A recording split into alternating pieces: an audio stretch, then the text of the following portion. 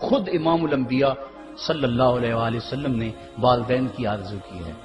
حدیث میں آتا ہے، امام سیوطی نے اس کو الحابل الفتاوی میں لکھا ہے، امام حیثمی نے بھی اس کو کنز الاموال میں لکھا ہے۔ ایک دن حضور نماز عشاء پڑھانے آئے، نماز عشاء پڑھانے کے لیے مصلی پہ کھڑے ہوئے، تا حد نظر صحابہ تھے، حضور کو دیکھ کر ادب سے کھڑے ہو گئے، بس آنکھیں چھلکنے لگی۔ پھر حضور نے روتے روتے کہا، لو ادرکت والدی او احدہما، کاش آج میرے ماں باپ زندہ ہوتے، یا ان میں سے کوئی ایک ہی زندہ ہوتا۔ انسان نے دکھوں کی زندگی گزاری ہو، بعد میں اللہ خوشحالیاں دے دے، تو انسان آرزو کرتا ہے کہ کاش آج میرے ماں باپ زندہ ہوتے، میرے دکھوں بڑا دور دیکھا تھا، آج سر پہ عزتوں کی سجی ہوئی دستار بھی دیکھتے، میری غربت دیکھی تھی، دولت کی ریل پیل بھی دیکھتے، میرے گھر میں پریشانیاں دیکھی تھی، میرے گھر کے آنگن میں محبتوں کے کھلے ہوئے گلاب بھی دیکھتے۔ آرزو کرتا ہے، تمنا کرتا ہے۔ اللہ کے حبیب صلی اللہ علیہ وسلم کے والد اس وقت انتقال کر گئے تھے جب حضور شکم مادر میں تھے، والدہ اس وقت انتقال کر گئی جب عمر 6 سال تھی۔ ابوا کی ریت کے ٹیلے ہیں، مدینہ المنورہ سے واپسی ہے، حضرت آمنہ، حضرت ام ایمن اور حضور، 3 نفوس پہ مشتمل یہ قافلہ ہے، 2 اونٹ ہیں۔ حضرت آمنہ کو بخار ہو گیا، جان گئی کہ یہ میرا بخار جان لیوا ثابت ہوگا۔ ام ایمن کو بلایا، حضور کا ہاتھ پکڑ کے ان کے ہاتھ میں دیتے ہوئے کہا، ام ایمن، میرے اس بیٹے کو بحفاظت امیر قریش عبد المطلب تک پہنچا دینا۔ اور پھر اپنے بیٹے کو پاس بٹھایا، سر پہ ہاتھ رکھا، پیار کرنا چاہا اور کوئی باتیں کرنا چاہیں، لیکن ضبط کے سارے پیمانے ٹوٹ گئے، آنکھوں سے آنسو نکلنے لگے۔ بیوہ ماں نے جب اپنے در یتیم کے سر پہ ہاتھ رکھا تو پھر عرب کی ریت کے ذرے بھی رونے لگے۔ سیدہ آمنہ نے روتے ہوئے چند جملے کہے جو ابن حشام نے محفوظ کیے، کہا، بیٹا، ہر نئی چیز نے پرانی ہو جانا ہے اور ہر باقی نے فنا ہو جانا ہے، میں بھی جا رہی ہوں، وہ ذکری باق، لیکن میرا ذکر نہیں مٹے گا، وہ ولد تو تہرا، اس لیے کہ تیرے جیسا پاکیزہ بیٹا چھوڑ کے جا رہی ہوں۔ جن ماؤں کے بیٹے اتنے اچھے ہوں ان ماؤں کا تذکرہ نہیں مٹا کرتا۔ یہ جملے کہے، اس کے بعد حضرت آمنہ نے آنکھیں بند کر لیں۔ حضور علیہ الصلوۃ والسلام اپنی ماں کی کے جسد پہ پھوٹ پھوٹ کے روئے، ریت کے ٹیلے میں ماں کی تدفین کی، اوپر مٹی انڈھیل دی، آنسوں کا چھڑکاؤ کیا۔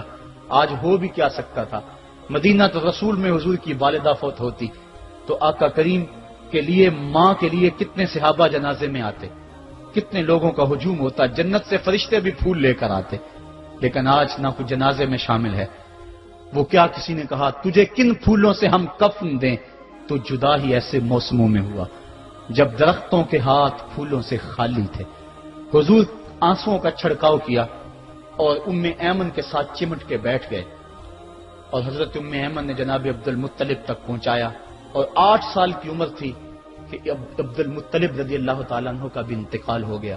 ابن حشام نے لکھا ہے، جب امیر قریش کا جنازہ اٹھا تو پورا مکہ امڈ آیا، اور ایک بچہ تھا جس کی عمر 8 سال ہوگی، وہ کبھی اس دیوار سے لگ کے روتا تھا، کبھی اس دیوار کے ساتھ لگ کے روتا تھا۔ پھر شاب ابی طالب کی سختیاں بھی جھیلی، عام الحزن کا غم بھی کاٹا، طائف کے بازاروں میں پتھر بھی کھائے، پتے کھا کھا کے بھی گزر اوقات ہوا، مکے کے بازاروں میں اوجریاں بھی ڈالی جاتی رہیں، کھدے ہوئے گڑوں کا سامنا بھی کیا، بچھے ہوئے کانٹوں سے بھی گزرنا پڑا۔ لیکن آج وہ وقت ہے کہ اللہ نے حکم صادر کر دیا، پتھر مارنے والے سن لیں، کانٹے بچھانے والے سن لیں، راہ میں گڑھے کھودنے والے سن لیں، میرے نبی کی آواز سے اب تو آواز بھی اونچی نہ ہونے پائے۔ عمر کا سرمایہ ضائع کر دوں گا، تمہارے نامہ اعمال میں ایک نیکی بھی نہیں رہے گی۔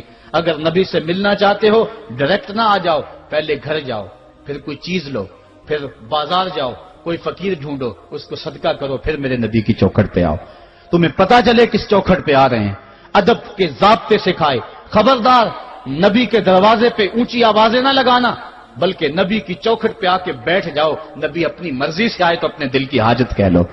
قرآن اتر چکا ہے، ادب کی آیتیں نازل ہو چکی ہیں، آقا کریم گھر سے نکلے، صحابہ ادب سے کھڑے ہو گئے، حضور کی نظر پیچھے پلٹ کے 6 سال کی عمر میں ابوا کی ریت کے ٹیلوں میں گردش کرنے لگی، اور پھر آقا نے روتے روتے فرمایا، کاش آج میری ماں زندہ ہوتی اور میں لوگوں کو نماز عشاء پڑھا رہا ہوتا اور اس میں سورہ فاتحہ کی تلاوت کر رہا ہوتا، پھر میری ماں کو میرے ساتھ کوئی کام یاد آ جاتا، میری ماں دروازے کی چلمن کو سرکا کے کہتی، ابنی محمد، میرے بیٹے محمد میری بات سنو. فرمایا لوگوں میں اپنی نماز توڑ کے پہلے ماں کی بات کو سن لیتا. یہ ماں ہے جس کی محبت کو مصطفیٰ کریم نے بھی محسوس کیا ہے. اونچی مسندوں پہ بیٹھنے کا وہ مزہ نہیں جو ماں کے قدموں میں بیٹھنے کا مزہ ہے. اور وہ کیا کہا تھا خورشید گیلانی نے, وہ کہتا ہے کہ 5 اسٹار ہوٹلوں میں کھانا کھانے میں وہ لطف کہاں جو چولہے پہ پاس بیٹھ کے ماں کے ہاتھوں سے پکی ہوئی چپاتیاں کھانے میں مزہ ہے. اور عالی جناب حضرت صاحب اور اعلیٰ اور بھاری اور بھرکم لفظ سننے میں اور گارڈ آف آنر کا معائنہ کرنے میں وہ لذت کہاں ہے جو ماں کے اوئے ببلو کہنے کے اندر رکھا گیا ہے. ماں جب بولتی ہے تو اس کے لہجے میں جبریل بولتا ہے. ماں جب مسکرا کے دیکھ لیتی ہے تو لگتا ہے جنت کی ساری کلیاں کھل اٹھی ہیں. ایک شخص نے سین حرم میں اپنی ماں کو اپنے کندھوں پہ سوار کرا کے طواف کروایا اور پھر حضور کی خدمت کے پاس میں حاضر ہوا. عرض کی حضور میں نے کہ اپنی ماں کا حق ادا کر دیا ہے. کہا تو اس کی ایک مسکراہٹ کا بدل نہیں